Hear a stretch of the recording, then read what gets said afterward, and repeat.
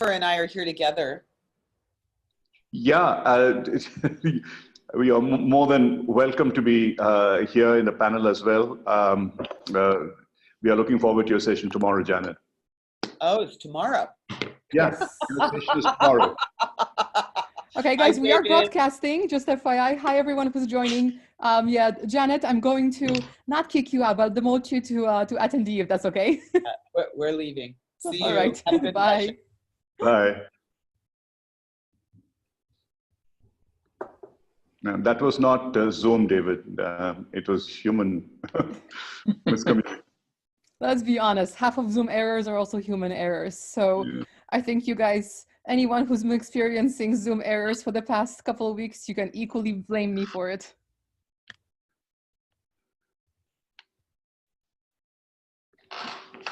Okay, shall I?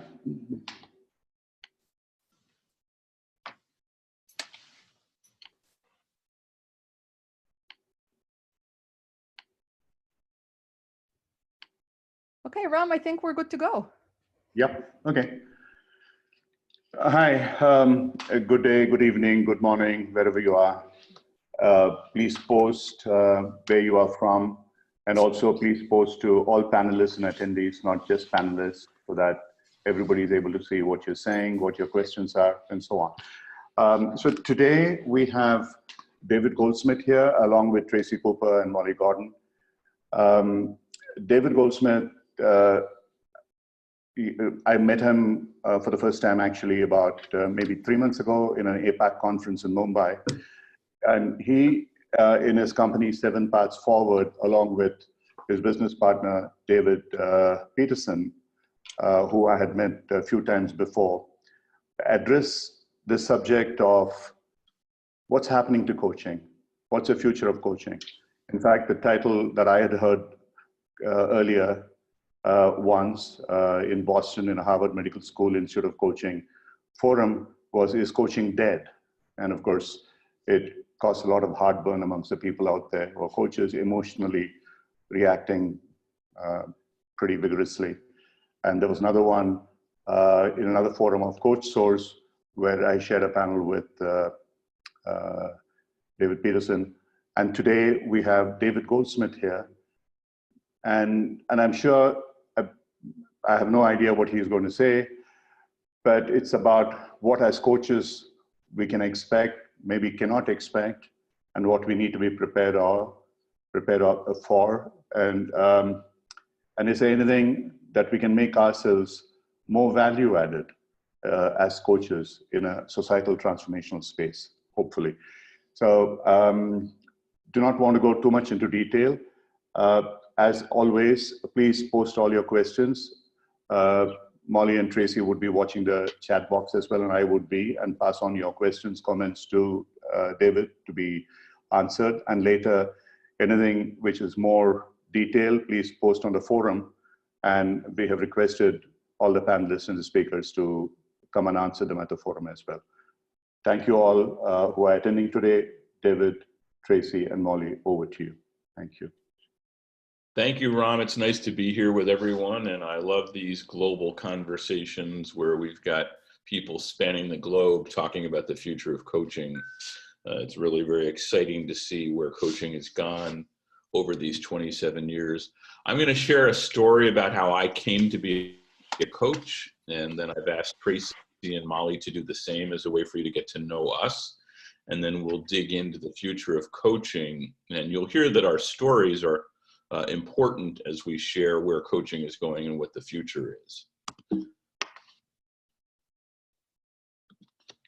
So 27 years ago, my father was died with an untreatable form of lung cancer, and he was given 90 days to live. 2 months into that journey, I was visiting with my dad, and Mom was out doing errands. And Dad was complaining that Mom wasn't doing enough for him. Now, if you knew my mother, that was the opposite of what was happening. But Dad was, like many people who are very sick, had lost perspective in the world. And he and I had a conversation for about 45 minutes, and I was able to, in that conversation, help him see what was really going on and help him really understand what was happening around him. And he found the conversation extraordinary. And at the end, he said, "Oh my God, I feel so much better. Whatever you just did, you should go do that professionally. Is that being a therapist? Is that a shrink? I don't know. Please go do that." And my dad was not one to ever give me advice. So I noted that, and we continued caring for my father. He did pass away another month later. And in the few months after that, in the aftermath of getting life back on track, I got a phone call one afternoon from my friend Mark Powers. And Mark said, "I'd like to hire you to be my coach." I said, "Great, Mark, what's that?" He said, "Well, if you and I talked on the phone every week, you could help me stay focused on building this business. And I think it would be really successful. I'm happy to pay you." And I said, "Well, I'm happy to talk on the phone and I'm happy to cash checks. So let's try it." We did. It was extraordinarily successful. Mark continues to be very successful in his business and a good friend. He referred many, many, many people to me, and that really launched my journey into becoming a coach and doing what I think I was born to do. A few months into that journey, I got to meet Thomas Leonard, who had been the founder of Coach U. And Thomas and I started collaborating, and before I knew it, I was coaching Thomas.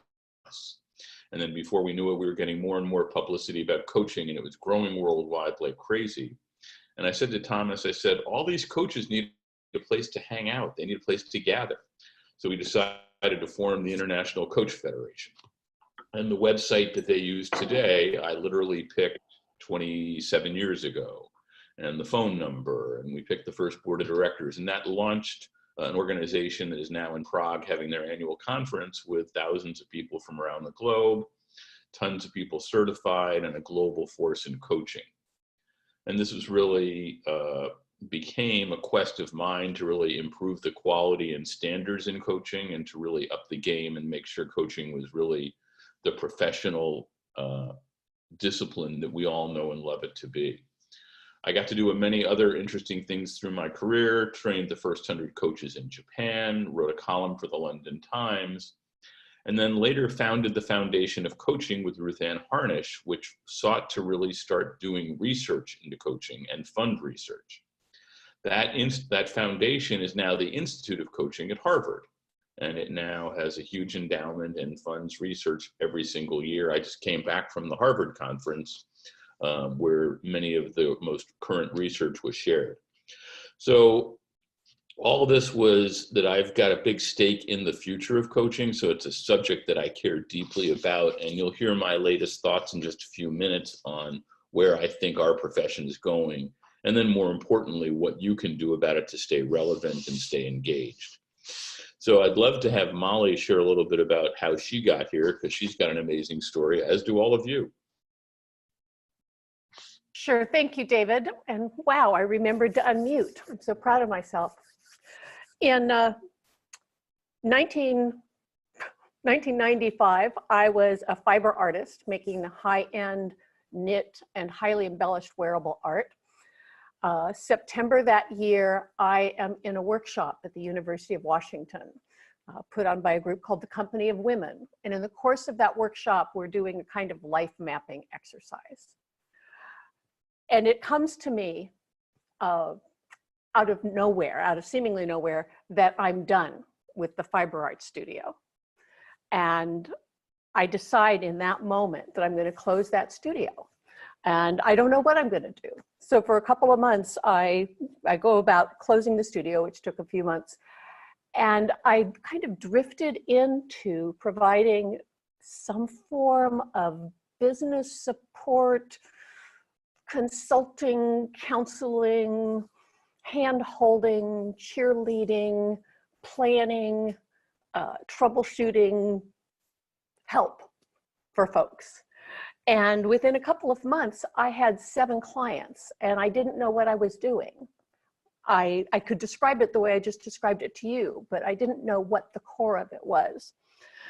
I shared that with one of my clients who was also a good friend, and a few weeks later, she sent me a copy of Newsweek magazine with Thomas Leonard, founder of Coach U, on the cover in front of his Coach U RV, and a Post-it note that said, "This is what you do." So I got online, I looked up Coach U, I read everything I could find on coaching, and I said, holy cow, this is what I've actually always done. And then I set out to get intentional and get good at it. But I have always loved that, in my view, my first clients called me in, told me what I was doing, and focused my attention on it. That's how I got here.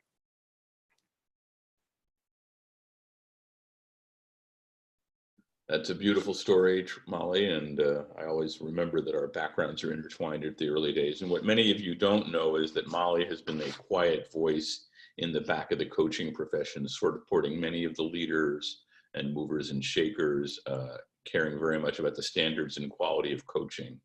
And we're delighted to have Molly as part of the faculty at 7 Paths. Thanks, David. Tracy, tell us where you are from and how you got to be here. Hi everyone, I'm from the UK originally. I now live in the south of France, and I either travel to visit clients throughout Europe, or I use Zoom to connect with my clients. I got into coaching around 10 years ago now. We've been living down in the south of France for a couple of years. My background's psychology. I was working as a therapist in adult mental health, and I set up a private practice when we moved to France. Only I think because most of the expats I was working that I met, they weren't actually very depressed, so I had a very small client base, and so it really wasn't working. And I spoke to someone, a friend, a CEO of a company, and he said, I don't know why you're not doing coaching. I've been using you as my coach for the last 5 years, and you know, I see lots of people come in and you're better than anybody else I know. I'm like, okay, this is the first time you've mentioned that I've been your coach. All those conversations we had about your business, I just thought it was really interesting. So I thought, okay, I'm going to investigate this. And the more I looked into it, the more I decided that it would be the right thing for me, bringing together different elements of my background. I went off and got some training, and quite soon into my coach journey, I met David Goldsmith and decided he was going to be the right coach for me to help me achieve great things with my business, and that's how we met and how I got into coaching.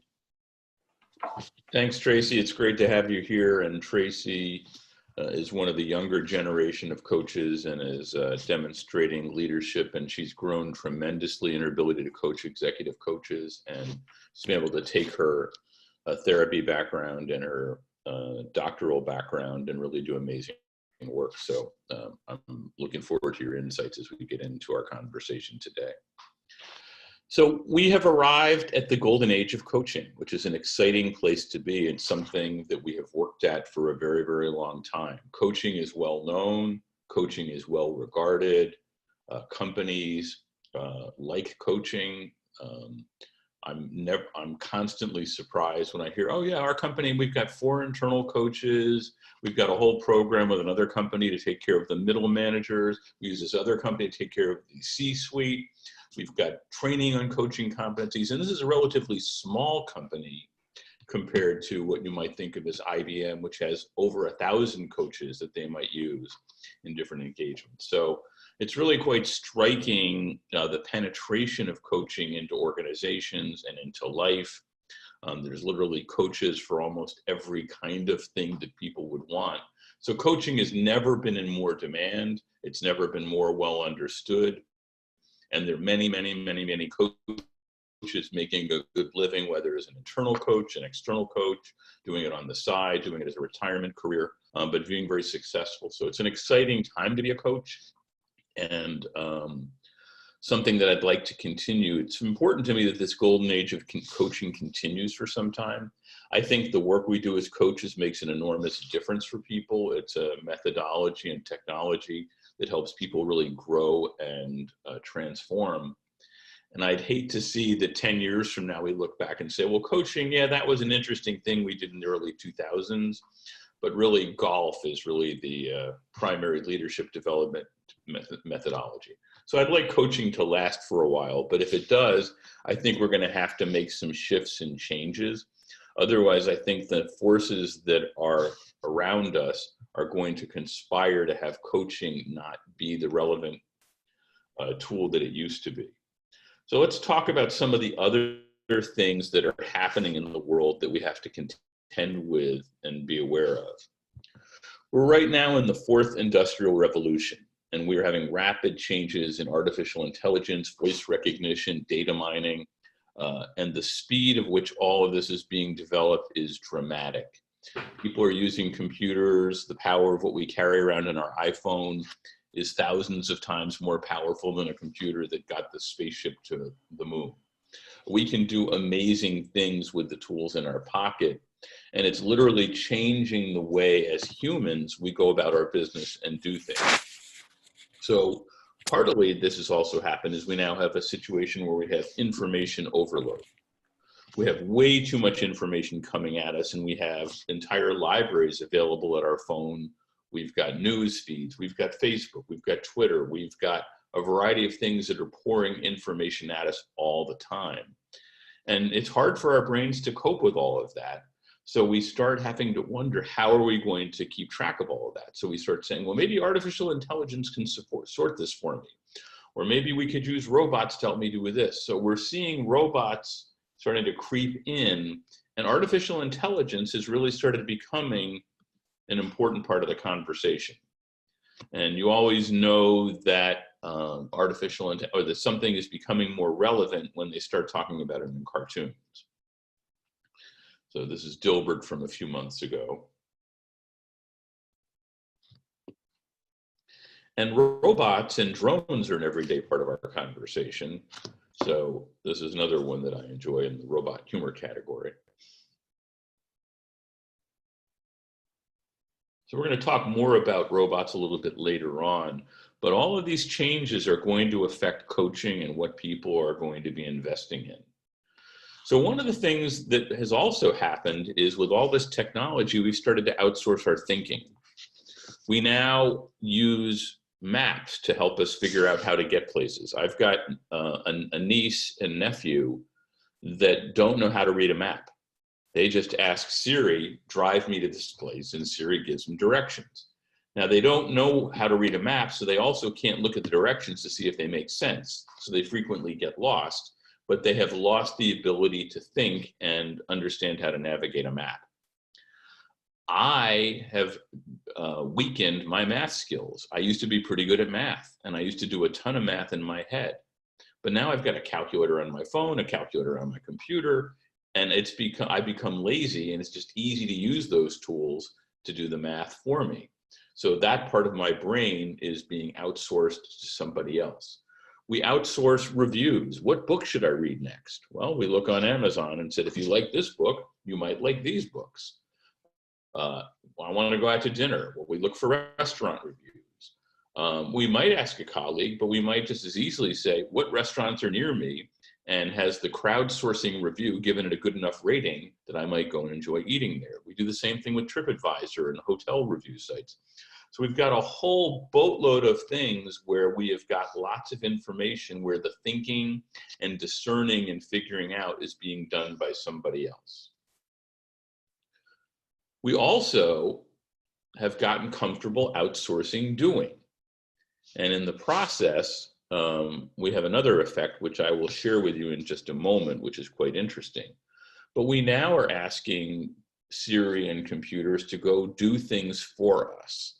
So here's an example of Google Duplex with a hair salon reservation being made. Let's take a listen. How can I help you? Hi, I'm calling to book a women's haircut for a client. I'm looking for something on May 3rd. Sure, give me 1 second.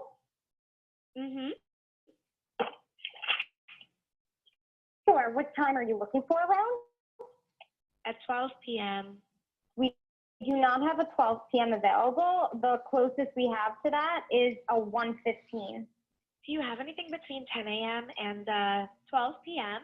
Depending on what service she would like. What service is she looking for? Just a woman's haircut for now. Okay, we have a 10 o'clock. 10 a.m. is fine. Okay, what's her first name? The first name is Lisa. Okay, perfect. So I will see Lisa at 10 o'clock on May 3rd. Okay, great. Thanks. Great. Have a great day. Bye. I think that's a pretty impressive demonstration, and you'll notice that the robot sounded pretty human, including ums and ahs. The hair salon was none the wiser, happy to make the appointment, and not a complicated transaction, but it wasn't just straightforward as I had to figure out time and work things out. But this is the level of dialogue that's becoming available with the advances in voice recognition and artificial intelligence. Because remember, the computer on the other side is decoding what the hair salon person is saying and making it available to the computer, and the computer is decoding that information and responding in real time so that it sounds like a natural conversation. Here's a slightly more complicated one with a different voice. See how may I hear you? Hi, I'd like to reserve a table for Wednesday the 7th. For 7 people? It's for 4 people. 4 people? When? Tonight? Next Wednesday at 6 p.m. Oh, actually, we reserve for like after like 5 people. For 4 people, you can come. How long is the wait usually to be seated?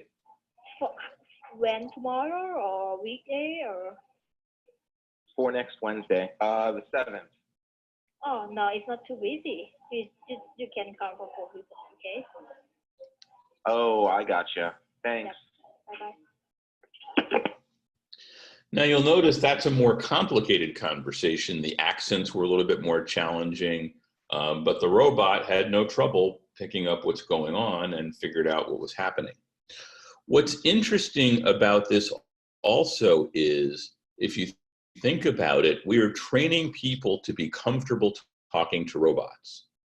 So we all use Siri, so we're talking to Siri all the time. We're using our Amazon Alexa or Google Duplex, and we're having conversations. Google, turn up the temperature in my room.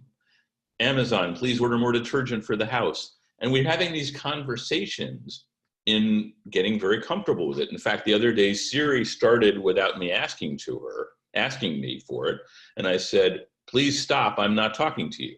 I could have just ignored her, but I thought it would be polite to respond back. So we're training people to be comfortable talking to robots. And this is going to be a very important factor for the rise of robot coaching as we get further into this presentation. So those are some of the elements about outsourcing of doing, and we use that for restaurant reservations, a variety of other things.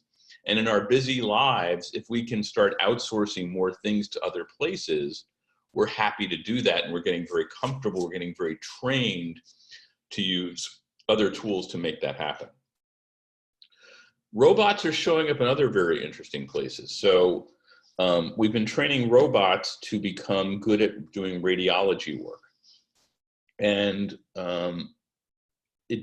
over time, we discovered that for radiology screens, where it's the first test and the only test available, the robot was actually more accurate in detecting lung cancer than the trained radiologist. And it takes quite a bit of training to become a skilled radiologist. So if we can now have robots do this whenever we need to, that's a game changer. Radiology is an important profession that takes a lot of skill. And if robots can do it better, and remember that's today, over time as they get more and more data, they get even better because they're constantly learning and picking up new information. So as a radiology, some of those people are skills, profession is at risk as well. Further, if you have a robot that can read a radiology report, they can do that 24 hours a day from anywhere in the world. It doesn't require a radiologist being awake and available and having the technology for them to look at that. So the cost of radiology becomes way less over time because you have a robot that's going to be able to do that. So these are really interesting factors that we're going to have to contend with in the future of coaching. Here's another one that's really interesting for coaches to deal with. This is Furhat. And Furhat is a robot that is set up, and people can have a conversation with Furhat. And the research that they've done is they've discovered that actually people are more disclosing to Furhat than they are to their therapist or their coach. So people will actually tell a robot more than they would tell us. That's kind of hard to beat because the robot gets more information. Part of that is many people are afraid we're going to judge them. We're going to have an opinion about them. We're going to think badly of them. We're going to think poorly of them. We're going to have our own biases. So robots are going to have a bit of an edge in this coaching domain in that people will be more disclosing. And as we know, if you have more accuracy and truth, you can often get to the source and issue much more quickly and help people faster. So this is a factor that's going to affect the future. This year in the US, and it's starting to happen as well in India with cricket, we're using robots to call balls and strikes.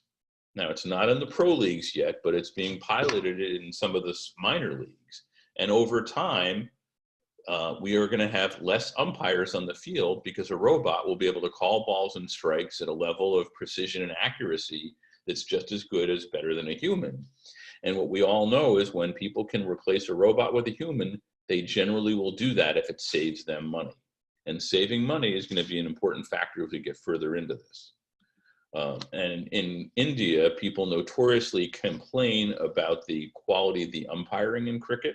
Well, perhaps when we have robots showing up to do the umpiring, people will be less fussy about that and people will be more satisfied.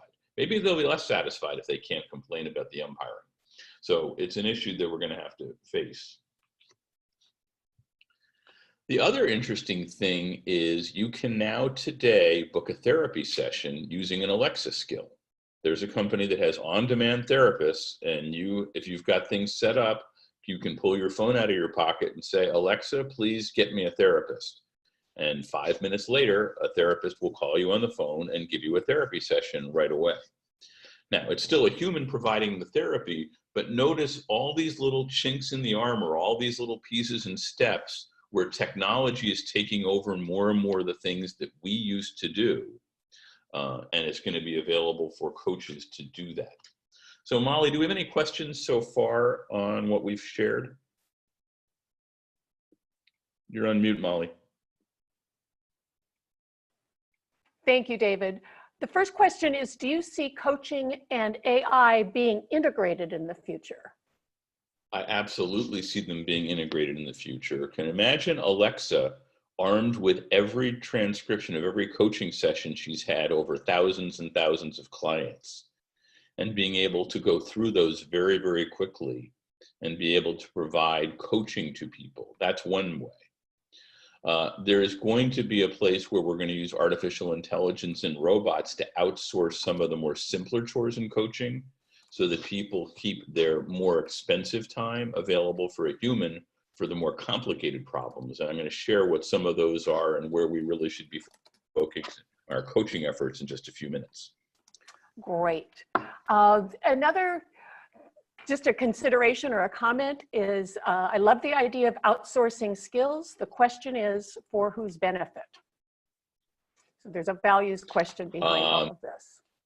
Yeah, it's a good question and one we have to think about, but I know that a lot of people like outsourcing skills. They like having other people get work done for them. It's the whole nature of, you know, over time as people were wealthier, they had maids, they had butlers, they had people doing all the lower value work so they could have more leisure time.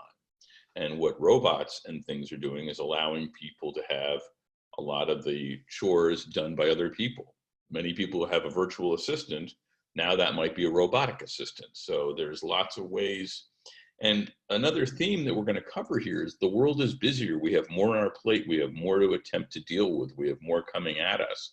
So we need more tools to help us cope and sort through things.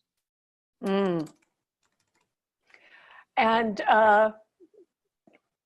With changes in clients and how clients think and what clients think, how much will coaches need to change? They're going to need to change a bunch, and we're going to talk about that in just a little bit. But Yeah. that's really the point of my presentation today. And I think there's a lot of work that we have to start doing immediately if we want to stay relevant. Right. I was listening to NPR as I was getting ready this morning, and there was a comment about, was it therapists? Oh, I think it was therapists for teenagers. They're learning to work by text because that's how this group of people is working. So it's a little different, but it's still adjusting to how our generations are changing. Yeah, I think that theme of adjusting is so important because you have to adjust to the times. You can't have the times adjust to you. Right. E. Ferdinand has an observation and question here, and feel free to post again because I'm not sure exactly what the point is here. They say digitization would be part of our future, but to believe that people will become redundant would be a stretch. We probably have more people to be coached through attending, dealing with people, ? I'm just not quite sure what the question behind all of that is. I think I understand the question, and I'm going to get to this as we go through the presentation, but I'll give you a teaser. The human element and humans are going to continue to be really important, and we're going to want to have coaching get applied to many, many, many more people. And this is really a good pivot into the next piece of what we're going to talk about. So one of the I think I'd like to say something to that, David, if I may. Sure. So I worked with a health research team at DeepMind, and they've developed apps and AI technology for use in identifying things like acute kidney injury 48 hours earlier than the specialists were able to, and using AI to sort of spot eye disease from very simple measurements.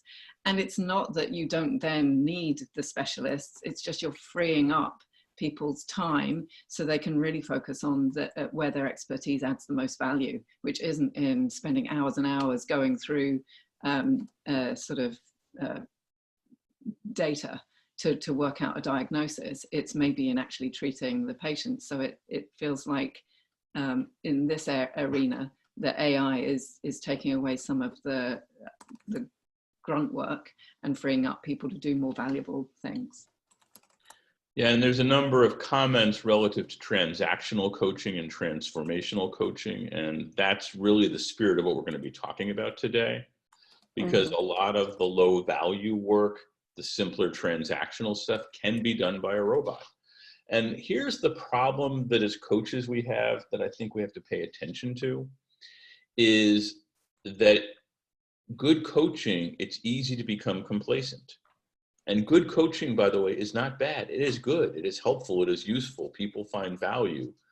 But a lot of what good coaching is good listening skills, an ability to really listen well and ask simple branched questions. And for many people, having somebody in their lives that can listen deeply and ask some good questions is revelatory and helpful and useful. My earliest understanding of coaching was taking a walk with my wife after work at night. She would ask me a couple of questions and I would talk about the day, but inevitably at the end of that walk, I would see a new action to take or a new way to approach the day or a new way to think about a problem I was having. And she didn't do very much other than listen and ask questions, and robots are going to get very, very, very good at that. So we're going to talk a lot about where your role is and how to make sure you're doing the high value work and not the low value work. So let's talk a little bit about what's happening. So we've talked about the technology side and where technology is really building and it's going to take work away and make a shift. Another place where we are going to have a challenge is erosion. We have more and more coaches being trained all the time. So at the moment, we don't have too much supply chasing demand, but we're close to that tipping point where we're going to have too much supply. And we are starting to see situations where companies like BetterUp and some other ones are offering organizations very inexpensive rates for coaching. For a middle-level manager, you can get a BetterUp coach, I think last I heard, for $155 a month for all the coaching that person wants. I have no idea what BetterUp pays their coaches, but it's a fairly low-priced model. What's happening with organizations is they look at their overall spend on coaching. They're going to ask themselves, gee, could we spend half what we're spending and get 50, 60, 70% of the results, 80% of the results? Could we then take that spend that we're saving and provide it to more people in the organization? Can we have more people get coaching, or can we save money on that budget? So over time, we're going to see pricing for coaching going down, as we have an overcapacity of coaches coming in. So it's another threat that we have to really be cognizant of, that this is a good profession, people enjoy the work, and as coaching gets more well-known, organizations are going to start banding together and saying, gee, what are you paying? What are you paying? How do we collectively drive the cost down so that we can get the same amount of value and have less costs? The other place that's happening is maybe 5, 10 years ago, the coaching that you might provide for a manager, that manager has now got those courses and training and skills inside their organization. They're being trained to be manager as coach. They're being trained at better listening skills. So some of the things that you might have provided for a manager earlier on, they now have that already. They don't need you for that. So we're going to have to figure out different problems, and there's a whole boatload of them that these folks need help with. So we have to really reorient and focus where we are providing our coaching. So we still are in the good golden age for coaching, and there's a lot of people that are satisfied with the complacency of good coaching. But I think in order for our profession to survive, we're going to have to really pivot towards many more great coaches. And if we're not careful, we're going to see a drop off where all of a sudden those who have chosen to become great and really become excellent at their skills will continue to thrive and grow their practice. And there will be a whole bunch of folks that have done what was good coaching and were complacent will all of a sudden see themselves dropped off. As an example, the taxi industry and the videotape rental store industry both had lots and lots of information about what was happening with their industries. But they chose not to pay attention. So many video store companies went out of business with the rise of Netflix and streaming. The information was there, they just didn't pay attention to the signs.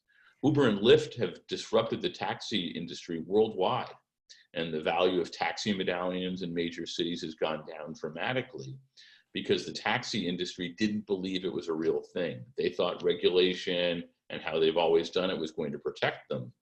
And nowadays, I was at the Boston airport, and there were 100 people waiting for their Ubers to show up, and there was a line of 20 taxis ready to take people immediately, just sitting there. So the market has shifted dramatically, and people are willing to call for Uber and wait around for a car to arrive when they could have walked out of the airport, gotten into a taxi, and driven to their destination. So something has changed about how people are thinking about things. So I think we really have to choose our future. Go ahead, Molly.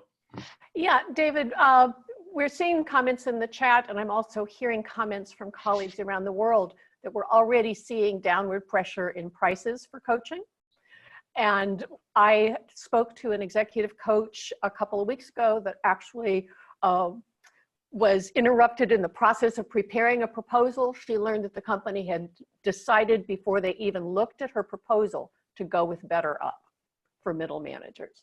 So this is already happening. There are some comments, understandable, I think, in the chat about can AI learn empathy, and what about the transformational technologies, the somatic approaches, and all of that. And I think these are important, but I would caution all of us against being sentimental about our skill sets and our strengths, and to be very clear-eyed and about about the changes that are happening. Yes, we add a great deal of value by being human. That doesn't mean that the robots aren't coming. Yeah, I think that's really well said, Molly. And I think what's interesting is one of the dangers is that we can get very attached to our tools. And somatic methodologies, super helpful. Transformational methodology, super helpful, but we can get very attached to those tools and miss the fact that as much as we're attached to them, other people will find value different ways, and we can be left behind if we are not agile. So it's really important that you choose your future. And we're going to talk now, unless you have any more comments or questions at this point, about what do you do about all this? Just one thing to fold in, David, so it doesn't get lost. Tammy asks, will this impact life coaching? From where I sit, it's already impacting life coaching. There are dozens, maybe hundreds of apps that people can buy for a few dollars that will coach them through weight loss, productivity, you name it. So absolutely, life coaches, not just executive coaches. Yeah, I would agree. Life coaches are at a much higher risk because the life coaching market is far more price sensitive.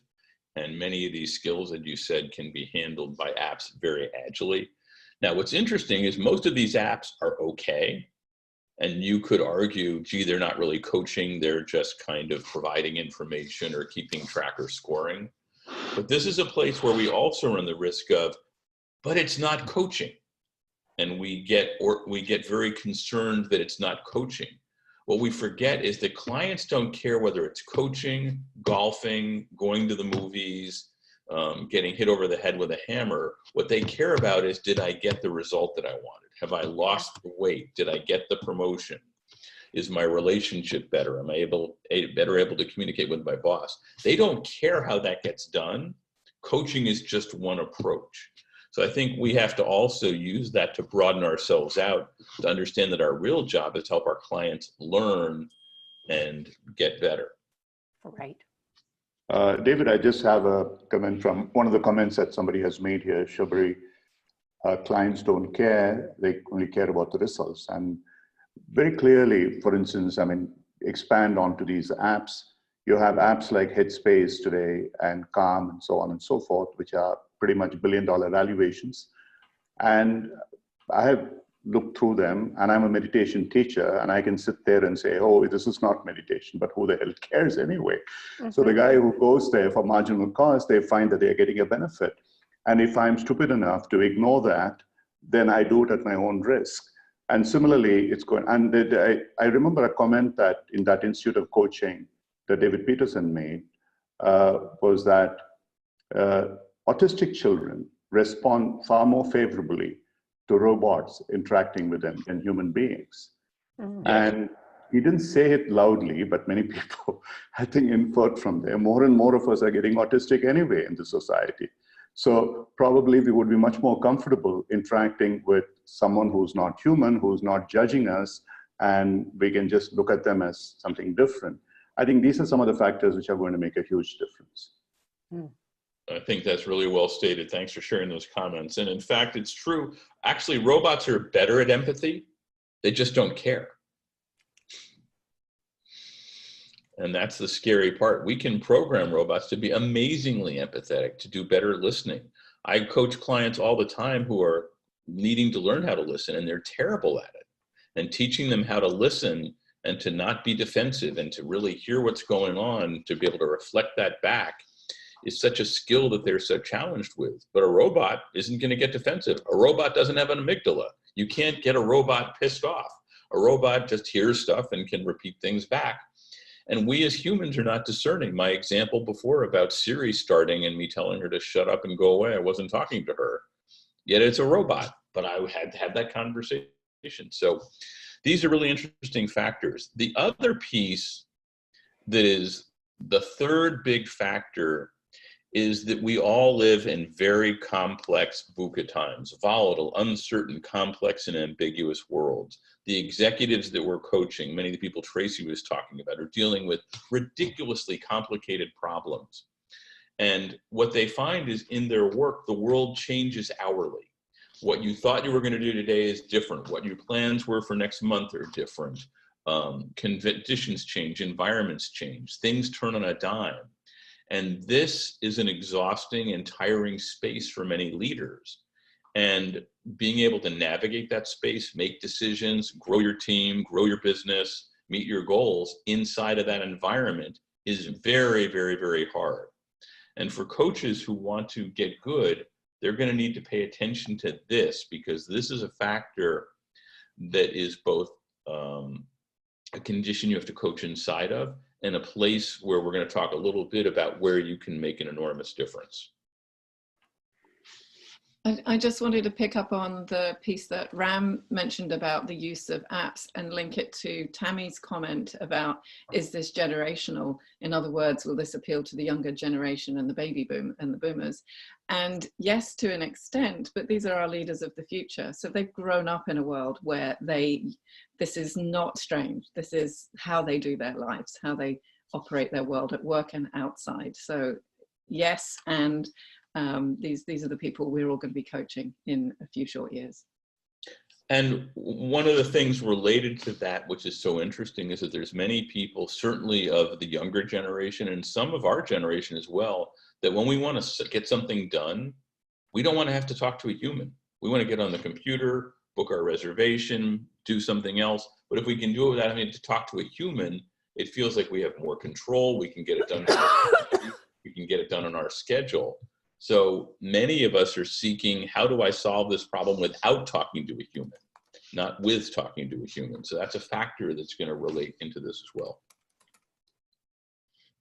So what do you do about all this? Where's the future of coaching going, and where do we find our place to stay relevant? So I'm going to share 7 ideas, and we're going to talk about them as to where we can go together to really stay relevant and maintain this golden age of coaching, which I think is so important. So we'll talk about each of these individually. Let's talk a little bit about professionalism. And this is an area that people pay less attention to than I think is good for them. And I'll share some examples. If you're a good coach, you will often have this conversation about coachability. And you will say, well, that person wasn't really coachable, so I dropped them as a client, or I didn't take them as a client. And we think that great coaches actually can coach a much wider range of people, and they see it as upon them to figure out how to make someone get the results they want. It's not dependent on what the client shows up with. We believe that anyone is coachable. It's up to us to figure out how to interact and connect with them. Another area which seems like it's good business, but I think is ultimately damaging to the profession, is many coaches have set up their clients to be very dependent on them. The client doesn't make a decision without checking in with their coach. It sounds very chic and exclusive. Well, I'll get back to you after I talk to my coach. I think that's the opposite where we want to go. We want to be teaching our clients to make those decisions on their own. We want to do engagements that are limited in time, provide a great result, send them off to the world and work, have them come back to us when they're ready to learn and move to the next place. But this client dependence thing, ultimately, while it seems like, wow, I've got all these clients, my practice is full with people that need me, we aren't doing a great job teaching them to be on their own. And that will ultimately feed back on us in a very poor way. Peer review and feedback is ridiculously limited in our coaching profession. Coaches work by themselves, and it's one of the few professions where people work by themselves with no observation. If you're a lawyer, you've got people watching you in court or reading your briefs or seeing you do a deposition. So you have lots of people seeing your work and giving you feedback. As a coach, the only person that generally sees you coach is your client, and it's not their job to help you get better or provide feedback. Most coaches, other than maybe a certification process, haven't had their coaching observed since they left coaching school. Many of them have had a chance to see other people coach, but not at the level that would be helpful. And they don't have that ability to watch other people coach and then ask them, why did you ask this question? Why did you go here? Why did you go there? What were you thinking about? What did you notice? So not having the tools and skills and resources to get that constant peer review and feedback damages your professionalism and slows down your journey from being a good coach to a great coach and increases the likelihood that you will be irrelevant. Most coaches do a horrible job experimenting. They find a routine that works, their clients love it, and they do that over and over again because they know it will produce a result and it's easier. If you want to be a great coach, you've got to constantly be experimenting. How can I get this work done in half the time? Is there a way I can start more quickly? Is there a way I can get deeper faster? Is there a way I can ensure that the results and the insights my client have turned into real action? How are you going to do that? And if you don't do experiments and take risks, you can't get better. And I think that's a real ding on the professionalism of coaches. I think we also, as coaches, don't set the game and set the bar high enough. We're happy to solve whatever problem the client shows up with. We don't go for extraordinary results and extraordinary learning and really holding the bar for our clients to grow even significantly higher. We're okay with good enough results. And the last one is a really interesting one, is that we don't hold ourselves accountable. And I have a very different standard for the coaching relationship than many people have often heard. But I believe that the standard is the coach is actually accountable for the results the clients get. And it's been common conventional wisdom that, well, the coach shows up, I do my thing, and if the client gets results, that's great. If they don't, it's on them. And I think if we want to really maintain the relevance of the profession, and if you want to continue to get work and be a great coach, you have to start holding yourself accountable for how is this client going to get the result that I wanted to. Any comments on this first step, Molly? You're still on mute. Yes, thank you. Yes, there's comments about accreditation through the chat stream with respect to this professionalism standard. And one observation from Ram that 40% of ICF credential holders are not renewing their credentials. So I think the profession has to make some decisions about how we assess excellence, how we assess professionalism. Boy, a lot going by here really quickly. How do we make ourselves more differentiated and less dispensable given all of this? Some people really seeing the sweet spot where we lean into both the human presence of the coach and AI, where we integrate those. Yeah. A question from Sarbari. Can you explain, David, how might a coach hold themselves accountable for coaches' results? They're agreeing with the concept, but wondering, how do you actually measure that?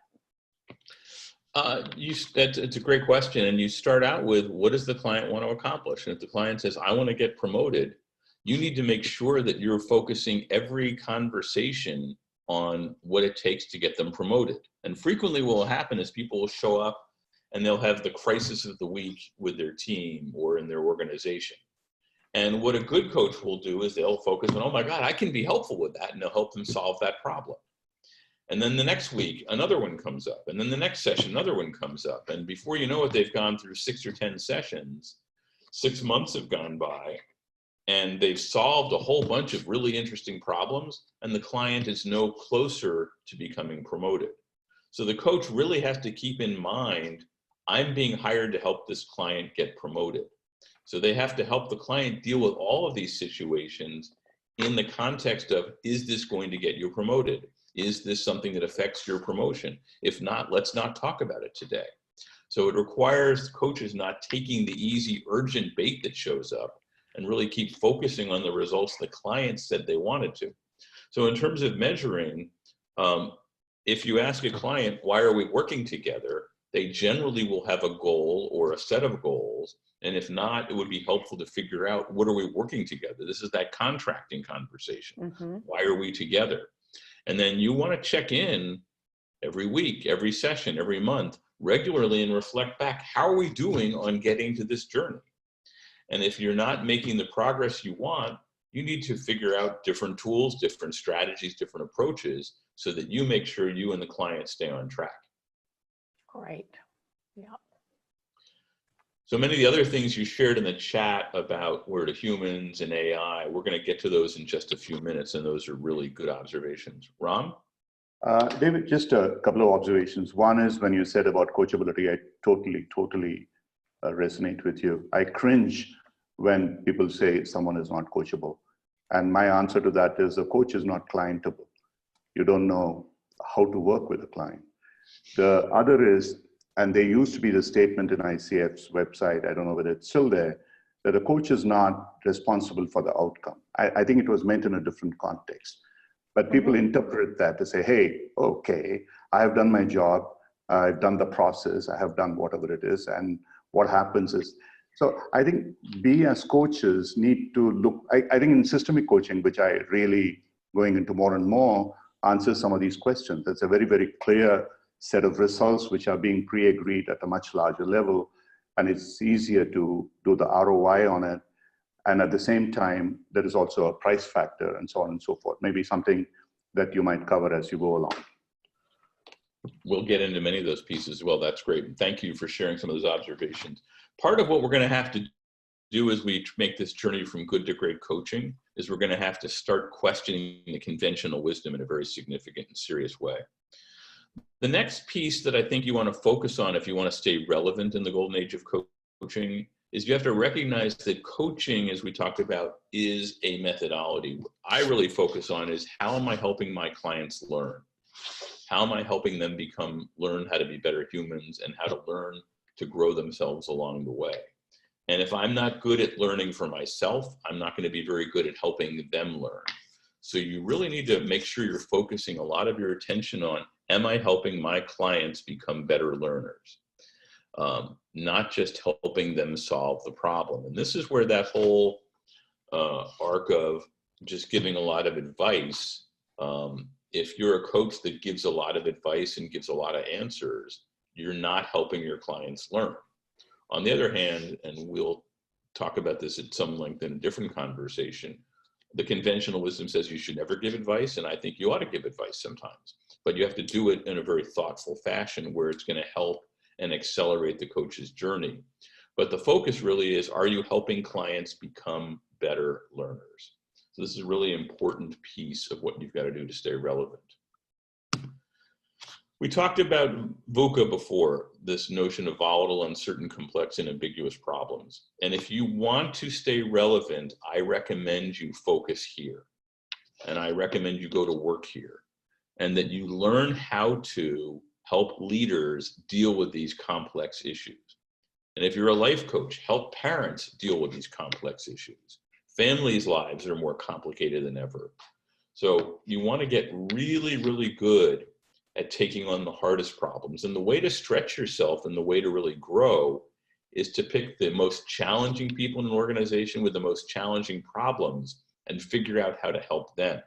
Don't sit around and just do the easy work. Leave those for the robots or the folks that are just complacent and happy to be a good coach. Take on the hard stuff. If you aren't challenged in many, many of your coaching sessions and not exactly sure how you're going to get there and doing some experiments, you're not sharpening that saw. You're not really helping you become stronger, more agile, more vital. And getting good at these VUCA problems is really the most imminent threat. The robot threat is a big one, and it's coming in 2 to 3, 4, 5 years. But this VUCA threat and the complexity that leaders have to deal with today, that's a problem that's happening right now. Tracy, you want to comment on that at all from some of your work?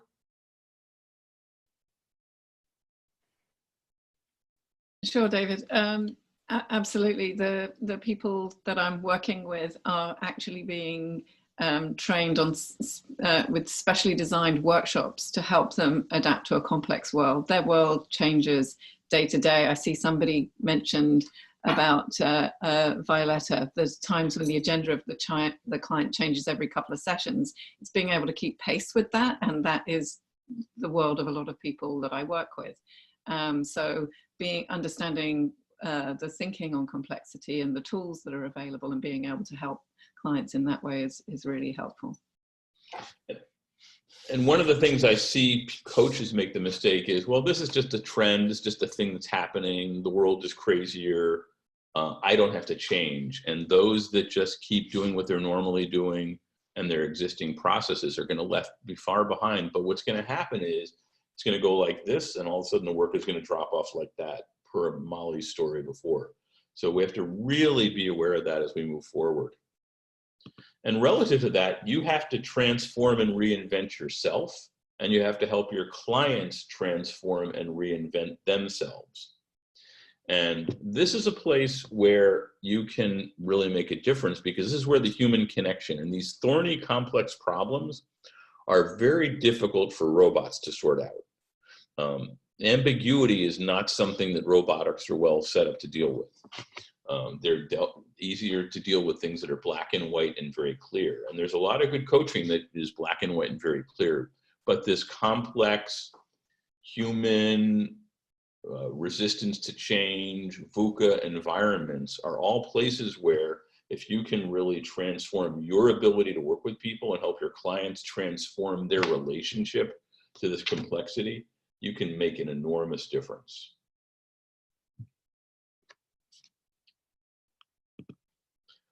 Here's another one that many people have suggested, and this is a place where I think people will be very effective, is instead of being afraid of robots or resisting robots or deciding they're really not going to be relevant, is to actually embrace them. Figure out how to actually deploy them in your practice. How do you use robots to collect information for your clients that can be rolled up and fed back to you, so that when you're on the phone or in a Zoom session with a client, you've got that information already. We use this a lot with athletes. So we work with a lot of athletic coaches, and with their clients, they have all kinds of biometric tools to capture a training workout, how fast somebody ran, how much energy they expended. All of that data gets rolled up, and the coach can see that very, very quickly. And then they can focus in their coaching conversation less on how was the workout, how did it go, what were the statistics, and more focus on their motivation or new skills they need or more desire, or how to adapt their training routine in a way that will make them be more successful and work better. So you can use the low value work to robots that can deal with all that stuff, share that information with you very dynamically, and then show up and provide the most important relevant information to your clients. These apps that Molly was talking about, whether it's weight loss or things like that, you might be an expert at weight loss, and you may have information and tools and coaching available that's far better than what's in the app. But if the app is doing 80% of the routine work, then you can focus your efforts on the stuff that you're a specialist in, serve more clients, perhaps get more dollars per hour for time you're invested, and have clients that are getting more value. So there's ways to really weave robots into your work that will really make a difference. Any questions so far, Molly? You're still on mute. There you go. Gotcha. In the background, there's a conversation about the accountability point and adopting Marshall Goldsmith's model of getting paid only when the client gets their results. Wondering if you have any comments about that. So that's kind of a beat before it. Nothing new about VUCA except to affirm that in industries such as healthcare, it's a highly VUCA world. Yep. And, you know, for one of the interesting things about Marshall is that he was able to charge a lot of money for coaching and take on very difficult, challenging situations and organizations because he did it without any risk. He said, if I solve this problem, I'll get paid. If I don't, I don't. And as best I can tell, I think from what I know, there's one time Marshall didn't get paid. Mm-hmm. So it makes the game really interesting when I have to deliver in order to get paid. Right. It causes you to bring all of your skills and tools to bear. And it's not a bad model. And as Francois notes, Marshall's style is primarily kind of a behavioral coaching style. So there's that to consider. Yep, good. What's standing out for me, David, as I sit with all of this is that this is not an either or. If we have the humility to regard AI as a new tool and as a new asset, and if we can step back from our relationship to our profession and our experience and our training and our strengths and take a look and see where these might fit together to provide more value to our clients, then I don't think that we have to be threatened by it. But if we just want to go to sleep at the wheel and rest on our laurels, and insist that only the human touch adds value, we could end up in a world of hurt. Yeah, I think that's really well said. And what's interesting is I travel around the world and talk with lots of coaches. And what I frequently hear is a conversation like, I don't need to change. Life is good. Everything's fine. My clients love me. I work 3 days a week. I work from home. I never get dressed. It's awesome. Everything is great. And it's very easy to be seduced by how good things are today. And nothing makes me crazier than to hear these folks that are complacent about good coaching. And again, good coaching is not bad. It just isn't sufficient for where things are going. And the world changes so rapidly and we can't see in our own microcosm what's happening. And then all of a sudden the world falls apart and there's way less work for coaches and the rates drop very dramatically. Right. So it's a really, really interesting challenge to avoid this complacency that happens. David and Tracy, how does the emergence of AI and the influence of VUCA, how do those change, if they do, how the coach evaluates what the sponsor needs versus what the coachee needs, and whether or not there's a conflict there? So does anything about AI or VUCA shift the way coaches evaluate sponsor needs and coachee needs? Tracy, any thoughts on that? I think it can perhaps help in the area of getting greater alignment, because there could be some things that in the accountability space that you could agree to have more transparent and tracked in terms of results and progress, and some things that the coachee might be comfortable sharing more openly with the sponsor. But you know, this is an age-old dilemma, ethical dilemma between the sponsor and the coachee, and what's okay. And I think, you know, for me, my coachees are always primary, and but whatever you can do to keep the sponsor engaged and feel involved and be able to see some of the results, I think that would be beneficial. I think there's another interesting effect related to this as well, is that as things get more complex, it's harder for the sponsor to accurately define what they'd like you to work on with the client.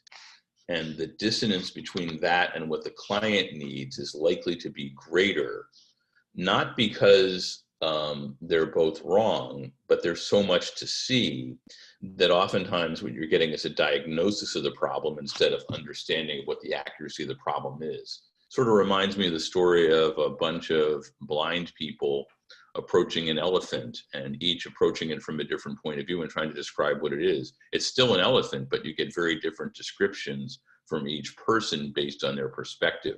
So I think in a VUCA world, we have to do even more work translating what a sponsor sees as the issue and what the client sees as an issue to come up with something that's really relevant and meaningful that's going to move the work forward. Right. And when it comes to AI, what occurs to me is that when we bring in assistive technologies, there's a dimension of privacy and exposure that we're not used to thinking about, and we just are going to need to think about it. Who has access to whatever data is stored, what gets exposed. David, there's a question here that I know you have thought about a good deal. Let me see here. The observation from Lorna is that sports coaches aren't struggling with the same degree of challenge as life and executive coaches. Would you agree? And what insights, lessons, or learnings can we draw from sports coaching to inform our practices? And they're certainly using AI and have been for a while. Yeah, and in many ways, they're not struggling with the same VUCA issue because their world is not changing. The game is still fairly straightforward. They're coaching around.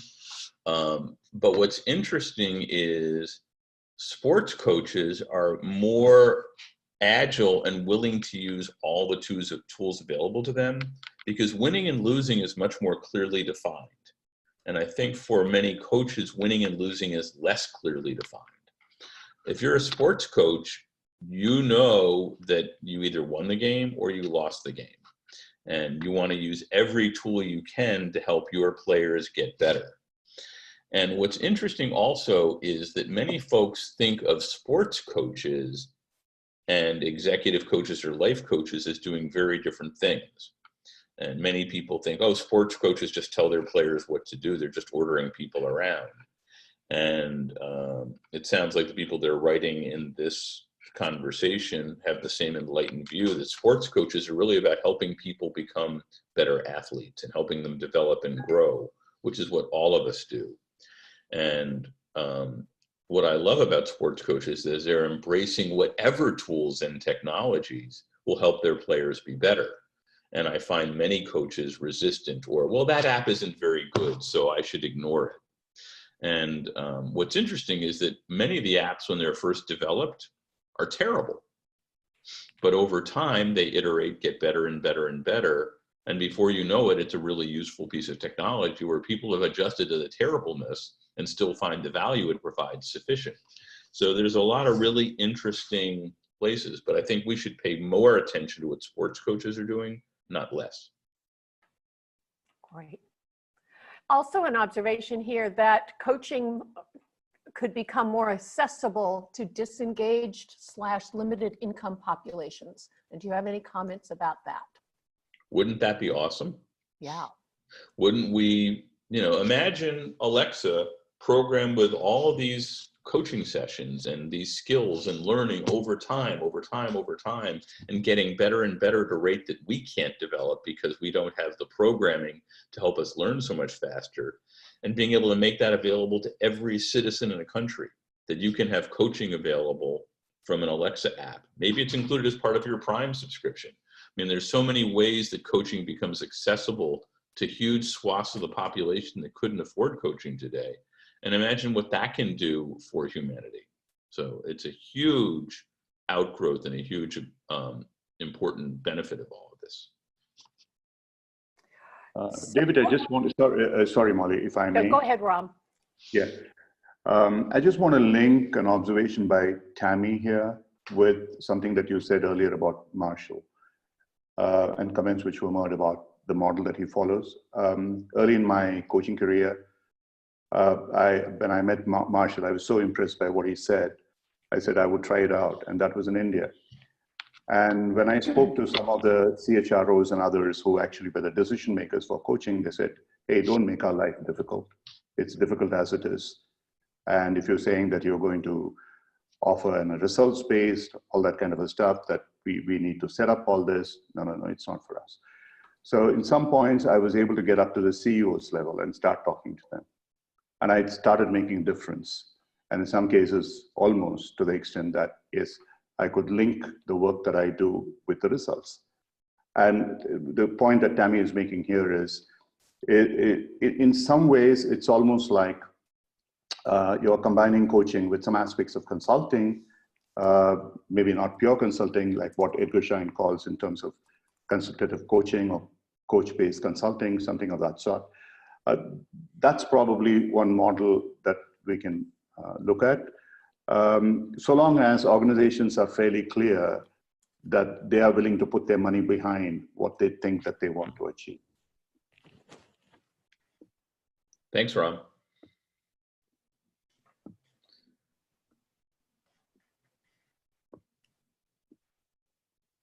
So I think I'm going to keep moving, and we'll have time for a few more questions in a moment.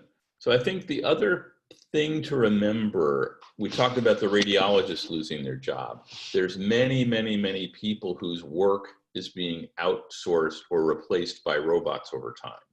So our clients are having the same challenges we are having in becoming relevant. So if you can keep working to help your clients be more relevant and provide more value that a robot can't, then you can help your clients stay ahead of the robots that are potentially taking their jobs. So the same work you have to do on yourself, you have to do with your clients. So you want to really look to be a role model and really demonstrate to your clients how you are staying relevant and staying far ahead of the curve. And if you can't do that, become a really fast follower. Make sure you're paying attention to all the trends and make sure that as soon as you see something that's smart, that you jump on it as well. but you can't be complacent or lazy or sitting back, because you won't get where you want to get to. So you really have to embrace transformation, and there have been many speakers in this series over the last few weeks and others. And this is the place that is harder for robots to do. They are not transformational experiences, they are more transactional experiences. So you want to get good at transformational coaching, at helping people grow, evolve, shift, transcend what they are already doing. Don't get sucked into dealing with easy transactional things. Push yourself to work on these really harder bits in order to stay more relevant. And here's where the human element comes into play. Most robots are auditory. They can't read faces so well yet. They can't notice that Tracy raised her eyes when I asked her a question a while back in wonderment. They can't pick up on all these visual cues. Humans can. So one of the things that many coaches do is they have gotten very comfortable having a practice where they talk with their clients only by telephone. Over time, that's easier for robots to replace. So you want to organize yourself to do more of your client sessions in person. Yes, it's less convenient. Yes, it may be more expensive. Or if not that, on a video session, Zoom or Skype or something like that. Get more senses involved, because that's another way that you can stay ahead of the robot and use all of your senses to help you do that.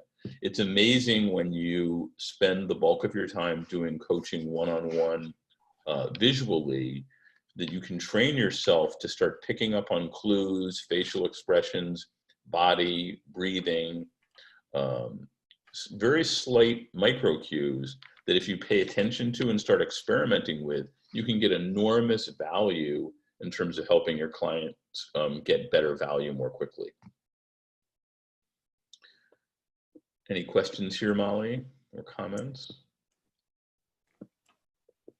Comments that bots might sometimes have an advantage in that they don't have an emotional filter, so they may observe things that we filter out. That's good to. Beautiful. Yeah. And that another place where a real human being has an advantage, as far as we know, over AI is in mediating between the coachee and the sponsor. If you've got two or more parties involved, I don't know what AI has done to be able to intelligently interact in that mediating sense. Can a robot have presence or hold the space? And what's a chemistry session with an AI look like? Just great, intriguing possibilities. What's interesting is we imagine, oh, there's no way a robot could have as great a chemistry session with me as I could do with somebody. And the truth is, oftentimes chemistry sessions are overrated. If you have a good matching process, you can skip the chemistry session and get right to work with a client, because clients generally don't know how to select somebody anyway.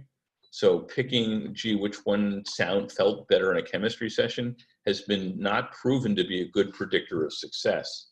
In fact, it's actually better to get started with a well-matched coach, and if it isn't working out, replace them down the road, than to spend a lot of time doing chemistry sessions to figure out the right coach.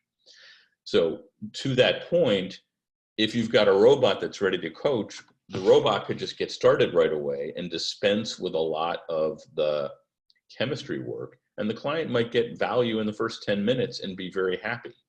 So what we think of as a process that we have to go through for coaching, as we make that transition from good to great, we start dropping a lot of that out of the way. When I first started coaching, I'd have clients fill out a long, detailed biography. Many of us had detailed intake sessions and processes. Many of us had our clients do a whole range of assessments and things like that. And we thought that that was important for us to know in order to be able to help our clients grow and make a difference. And what we have discovered over time is that is information that's really interesting for the coach, but doesn't necessarily speed up the value of the results for the client. The client can share that information along the way, and we can get just as good a result. Yeah. David, Eva has, I think, an important question here. I'm sure she'll be delighted to know that I think it's important. I have been myself on the verge of burnout and am cautious about trying to stay ahead of the game. And I see more and more clients at the C-level burning out. So as coaches, how can we relate or conceive this staying ahead of the game, polishing our expertise without setting ourselves up for burnout? There's a good analogy to this. We frequently in our work talk people that one of the things we do is help clients start fast. And inevitably when I say start fast, what people hear is, people are already going too fast. The world is too fast. There's too much speed in the world. We need to help people slow down. And what I'm saying to people is I'm not asking people to move faster. I'm asking people to move smarter and to be clearer and more diligent and more helpful. And what I find is that people who are experiencing burnout are not necessarily working with the most high leverage, specific, clear issues for their clients. They're dealing with the flood of issues and problems and aggravation, and they have not upgraded their skills to sort through that to what is the essential thing we should work on today. So I think this notion of going good to great and upgrading your skills doesn't have to be exhausting, doesn't have to be burning out. It can actually help you get more space. You could become a more reflective coach, take a bigger arc, a bigger zoom out perspective on things, and probably provide more value to folks than dealing with the iterations and the random things that keep being thrown at clients week after week after week. Great. So we're getting close to the end of our time, so I just want to summarize and make a few points here before we go. And Molly, if there's any other questions that pop up, just let me know. Okay. But there's a handful of things you can do today, and there's imminent threats to good coaching today. And some of them you can put into practice very quickly. So we talked a lot about being a true professional, being accountable for results, making sure that you are also getting observed. Get yourself into an environment where you can have your coaching observed, where you can learn and see other people coaching. This is a really, really critical piece that you want to put in place for yourself. My focus on coaching is not that coaching in and of itself, but I'm helping clients become better learners. And you want to become a better learner and help them do that as well. We just talked a little bit more about helping people solve the hardest problems. Don't take the easy bait. Go for the really challenging, tricky stuff. Constantly reinvent yourself. Are you really transforming how you do things? Are you changing the game? Are you reflecting sufficiently to stay pace with the rate of change? Figure out how to use robots and embrace them and build them into your practice. Know that your clients are threatened by the same things you are in terms of job security. So be a role model at how you stay relevant. And lastly, be a human. Be a great human. Be someone who's really connected well with your clients and use all the skills of being human to make an enormous difference with your clients. We've got threats coming from robots. We've got threats coming from erosion and too many coaches in the profession.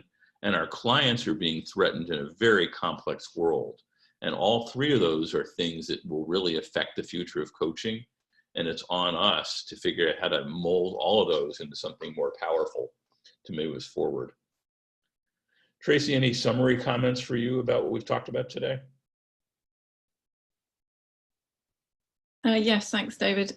Summary comments around, this sort of things of what can you do yourself. The things that I found incredibly helpful and in challenging myself to evolve and develop is the being observed piece, the coaching in front of others, having that immediate feedback, because it's something we never get to see otherwise. I mean, yes, you have a supervisor, but you take your cases to a supervisor. It's not the same thing as coaching in front of others and getting that immediate feedback. And that's really been very beneficial.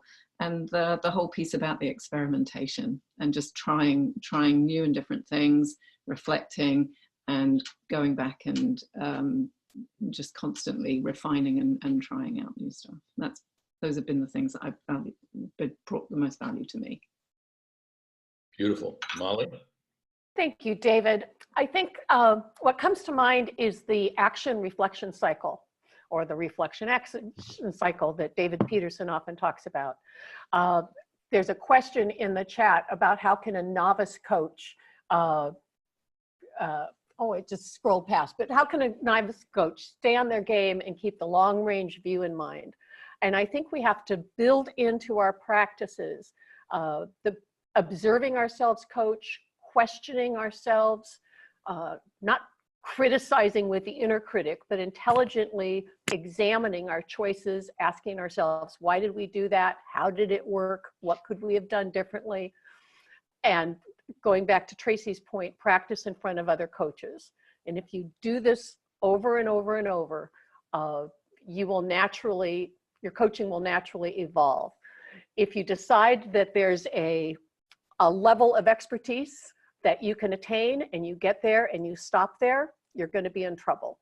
But if you're continuing to iterate and question your expertise, you're going to continue to grow. Beautiful. Thank you very much. I'm sure there's other questions and comments that we didn't get to today, and we will take note of them from the chat transcript, and we will also be joining the forum and answering questions and sharing information there. I'll leave you with this final thought. The time to start going from good to great is today, not a year from now, not a month from now, but start working on it today. Start figuring out how to deal with all this complexity and get better. The time is now. So if you'd like to learn more about what we're up to, you can go to wbex.com/ace/quiz. We've got a very cool tool to assess where you are in this journey from good to great. We're doing a number of master classes, which you can find more information about on how to become a great coach. We'd love to have you join us. If you'd like a copy of the slides, you can write me here, David Goldsmith at wbex.com. I think Coach Araya will be sending those out as well. If I've pronounced the name wrong, Ram, I apologize.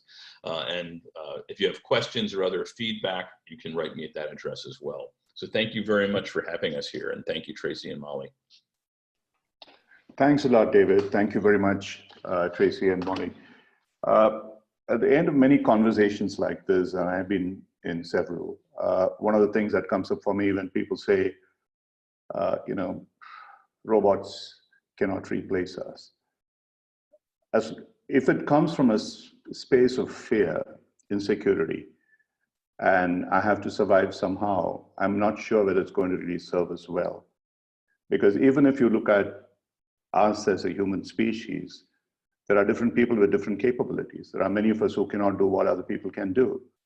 And so that's the same thing that's going to happen with whether it's cyborgs or robots or whatever it is. And how do we, as you said, we keep reinventing ourselves and get to that stage where we are able to provide the value that clients are looking for. And I would just go back to the basics of Carl Rogers, that unconditional positive regard, the empathy, and the congruence. And those are the factors which, in a sense, would reflect when we talk about humanity. And sometimes I wonder, what is humanity? Because you see so much of it around which is inhuman, and we still are human. So what are we talking about? We cannot generalize something called humanity and something called robotics and so on and so forth. I think each one of us has to really reflect deeply into this. And I think what you have really done is to show a mirror, David. And I think this mirror needs to be shown to coaches. Everybody talks about transformation, all these, fine, they are great. But what's really happening out there and how are we interacting with them? That's extremely important.